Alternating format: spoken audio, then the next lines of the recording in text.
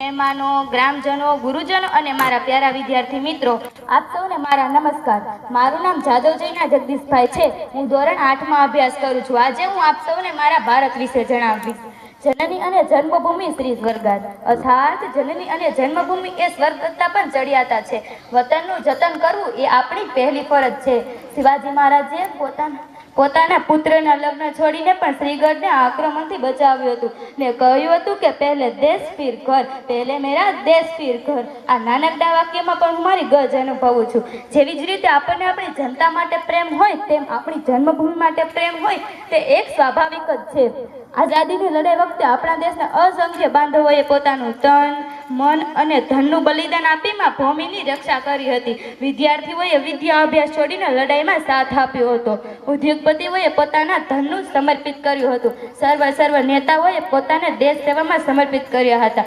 આઝાદી પછી પણ ચીન અને પાકિસ્તાનના યુદ્ધ વખતે આપણા દેશની ફરી કસોટી થઈ હતી, પરંતુ તે કસોટીને પણ આપણા દેશપ્રેમીઓએ હસતા હસતા પાર કરી હતી। આ બધાની વચ્ચે આવા દેશપ્રેમીઓ માત્ર ભારતની ભૂમિ પર જ પાક્યા છે, અન્ય ક્યાંય નહીં।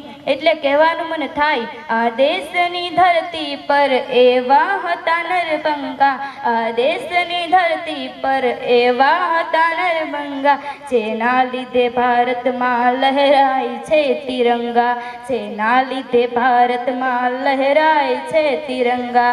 સ્વામી વિવેકાનંદ જ્યારે સીતાકુંજ શહેરમાં પ્રવચન કરવા ગયા હતા ને ત્યારે તેઓ એક વાક્ય કહ્યું હતું ને આજે તો માત્ર હું એકલો જ આવ્યો છું, આજે તો માત્ર હું એકલો જ આવ્યો છું, પરંતુ આગામીના વર્ષોમાં હિન્દુસ્તાની ફોજ અહીંયા આવશે, પરંતુ આગામીના વર્ષોમાં હિન્દુસ્તાની ફોજ અહીંયા આવશે। આ છે મારું ભારત। થોડું કહેવાનું મને થાય, આકાશમાંથી ધ્રુવ તેજ તોડે તેઓ તપે છે આજ વિહાસ કોળે, આકાશમાંથી ધ્રુવ તેજ તોડે તેઓ તપે છે આજ વિહાસ કોળે। ઝાંખો જૂનો જીવ છતાંય અસ્તે, ઝાંખો જૂનો જીવ છતાંય અસ્તે, એ આર્યની ભૂમિતણો પ્રકાશ, એ આર્યની ભૂમિતણો પ્રકાશ। મારું ભારત શું છે? લોક મેકોડે, જેને ભારતીયોને બદલાવવાની ને શિક્ષણની પદ્ધતિ આપી હતી, એ જ લોક મેકોડે બ્રિટિશ પાવમાં લેટર મૂકે છે કે કાશ્મીરની કન્યાકુમારી અને ગુજરાતની સમસમી પર્યો, કાશ્મીરની કન્યાકુમારી અને ગુજરાતની સમસમી પર્યો। પરંતુ મને આજે મારા ભારતમાં એક ચોર કે ભિખારી જોવા નથી મળતો। આ છે મારું ભારત।